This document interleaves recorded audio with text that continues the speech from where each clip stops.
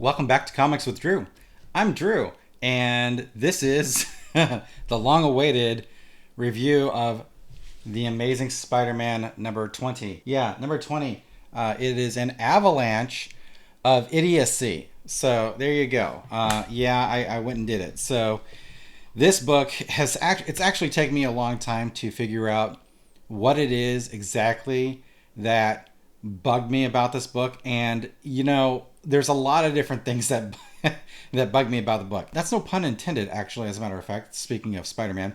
But the thing is that it's one of these it's a matter of there are so many things that could be just good enough, but ultimately it's bogged down by the fact that again you have a creative team that doesn't really understand Spider-Man. What they're doing is they're writing a comic. It is a comic book, but it is not a good Spider-Man comic book. And they have Spider-Man characters, but the focus is entirely backwards.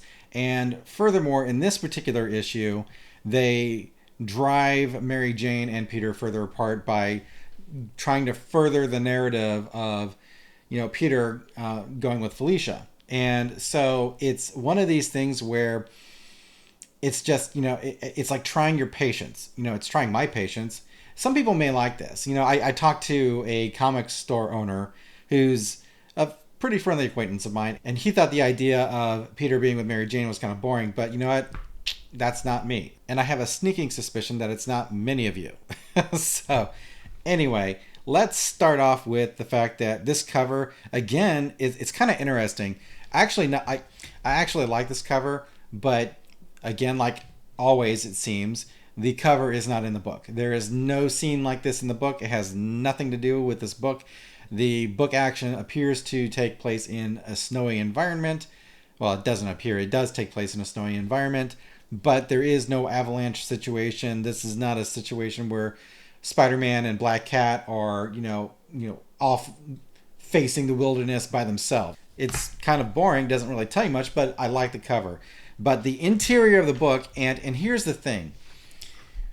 I didn't realize what was driving me crazy about this. Let me start off with a top 5 things that piss me off about comics, okay? In general, in the art form, in the medium in general. I cannot stand comic books that are not staged properly for action. Things need to flow. So it's a sequential art form.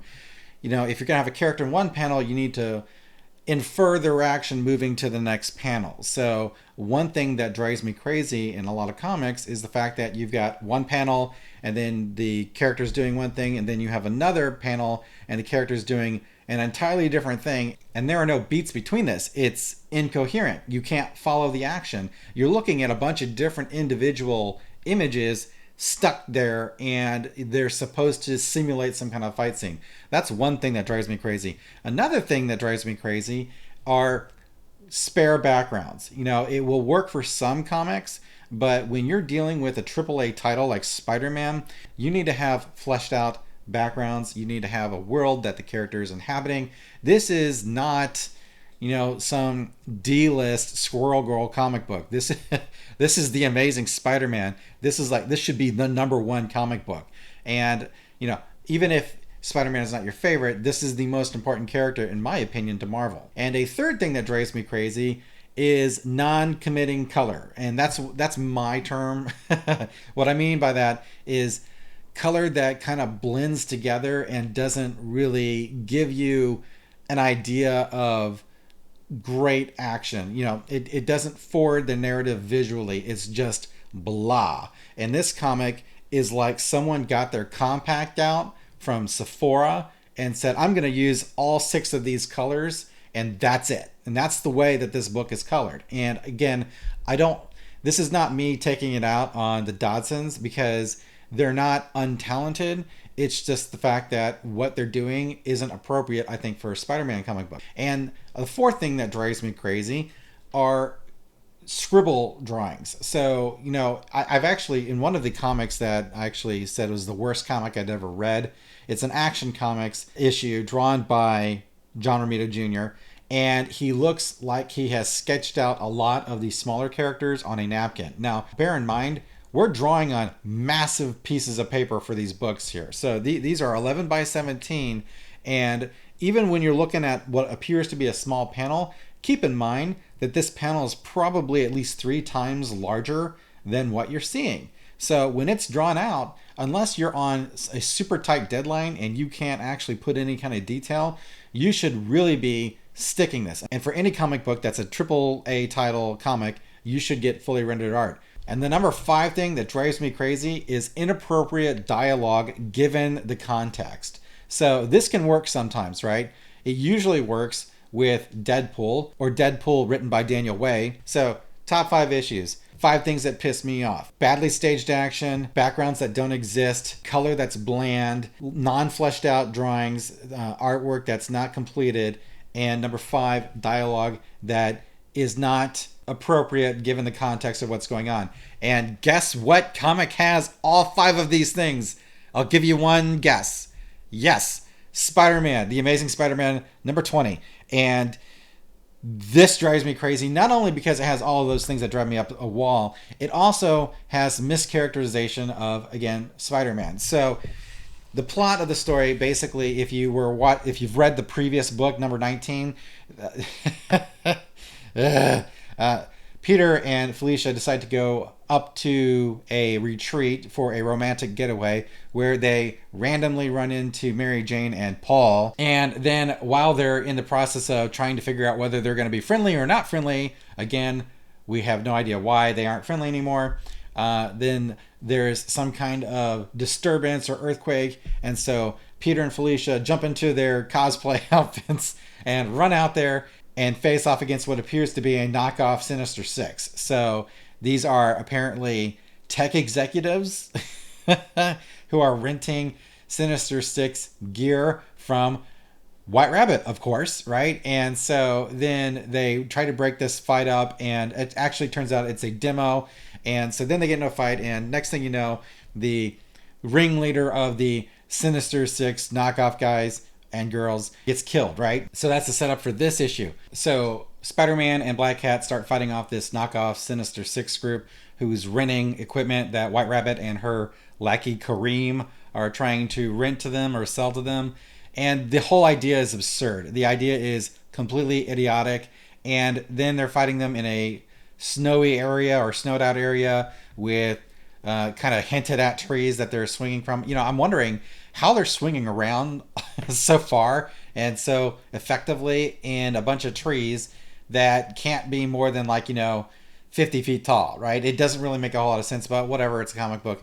So this gives us basically an entire issue where it's nonstop action, but the action is staged in the most bland possible way, and it's littered with dialogue that is idiotic. We have the typical, we're going to beat up the rich kids, and the rich kids are spoiled, and they're wealthy, and so they're rich kids, and they're spoiled, and it's like, okay. And then we get a taste of, we're going to fight the patriarchy, and again, we have White Rabbit. She's supposed to be kind of a frenemy, and it's just so stupid.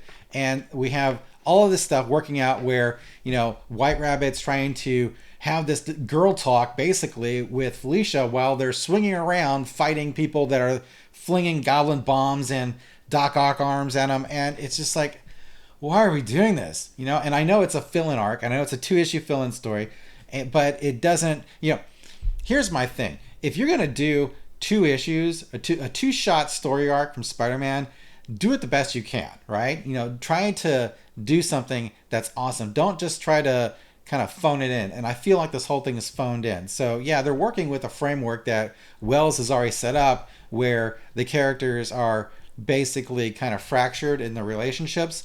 But at the same time, there's a better thing to do than this, right? There's a better idea. And I guess they were looking at the fact that, we can have these wealthy kids and we can beat the hell out of them. And everybody's going to go, yay, wonderful, because wealthy kids suck, apparently. It's just it's absurd, right? And the whole idea is bad. And really, I think what pisses me off ultimately the most is that at the end of the story, White Rabbit and Kareem just drive off, right? So here's Peter and here's Felicia, and they would rather talk about relationships and what Peter thinks about Mary Jane or doesn't think about Mary Jane, while the villains of the piece just drive off because why not, right? Nothing matters. And it's, we got the rich kids and we beat them in the groin with, you know, white rich. I mean, we actually let uh, Peter actually lets White Rabbit physically assault somebody in the balls because I guess he deserves it, right? And I'm like, this is not the way heroes behave, right? It flies completely in the face of what the character is supposed to be, and that's why it pisses me off. So, you know, I'm gonna kind of do a little bit of a throwback here. I'm gonna give you 3 good panels and 3 bad panels, and the reason I'm gonna give you good panels here is because the art is actually not necessarily bad. Okay, it's just that, you know, you know, the way that they actually draw Spider-Man is pretty effective, but you have things where they kind of half-ass it and phone it in, and even though they nail these big hero shots pretty well, you know, the some of the staging is just incoherent and completely disorienting. So first thing, this page here, and this is the first page of the book basically, and so we've got Spider-Man and we got a great shot and he's swinging and we got the camera's looking up and he's holding Kareem. I'm not sure how he's holding Kareem here, but he's holding Kareem, and you have Black Cat and she's swinging off and they're dodging apparently a Green Goblin bomb. This is one panel I like. Another panel that I like is this one here. Even though, again, the dialogue irritates me, you've got Black Cat and you got White Rabbit, and then White Rabbit's like, oh, I'm just gonna kind of hand wave off the fact that I've murdered 5 different dudes. So that's they were rich people, so they had it coming. So Black Cat's like, whatever. But again, I know that Black Cat's kind of like a gray area. It's still distasteful. So anyway, and the third panel that I really like is this one here. Is Spider-Man here with his Spidey sense going off, and I really like the way that it's characterized. Rendering of Spider-Man's great. You know, he's got the correct muscle structure. He looks cool. The fingers are interesting. These are hallmarks and trademarks of a great image of Spider-Man. So those are the 3 panels that I like. So let's talk about panels that I cannot stand. So the first panel that's driving me up a wall, it's actually 2 panels. So on this page you have our villains of the piece, and they're behind Black Cat, and then you have another panel directly after that, and they've got snow on their faces. And I've looked at this for like a solid 5 minutes trying to understand what's happening and why the snow got on their faces. I still don't understand it. So maybe you can, you know, enlighten me in the comment section. It's a visual medium. This should not be difficult to do, okay? The third panel that drives me crazy is this one here. I actually had to read this page 3 different times to figure out that Kareem apparently is blowing up the villain tech behind the truck. And you've got White Rabbit behind him, and you've got a weird onomatopoeia. And again, with the Sephora color scheme, it's difficult to actually see what's going on. So you've got the lightning coming out of his gauntlets here, and it kind of blends in with this really exotic explosion, which could be cool, except the fact that it's colored with dusty rose and warm rose and desert rose and, you know, earthworks and, you know, all this garbage. You know, it just does not, it's visually incoherent, and it makes the book a chore to read. This entire book is a chore to read. So the art, while it's not technically bad, it's bad for this. It's kind of like if you wanted to listen to a hard rock song and someone played you a cover of it using Beethoven's style of music, right? You know, it might be competent, but it's not what you're looking for. And that's the problem with Amazing Spider-Man number 20. So that's just the technical aspects of the book. Let's talk about the real reason everybody is wanting to listen to this video, and that is this asinine ending to this book where Peter is talking about the fact that he doesn't really love MJ, not that way anymore. And again, if there was some kind of emotional build up to this, if there were some kind of explanation as to what was going on, that would be one thing. That would be kind of understandable. But what we have here is basically Peter being an ass and then deciding, oh, I don't like Mary Jane anymore. And it's like, well, you know, maybe you're an ass, Peter, and maybe you shouldn't be acting the way you are. And maybe if you weren't acting the way you were, you would probably be with Mary Jane still, right? You know, that's my typical take on it. And then we have Black Cat kissing Peter and making her move, right? And here's the problem. Black Cat is a villain, right? The Batman Catwoman thing is one thing. The Spider-Man Black Cat thing is not something that I really dig. Spider-Man's not supposed to be a character who's like an anti-hero. He's supposed to be a hero.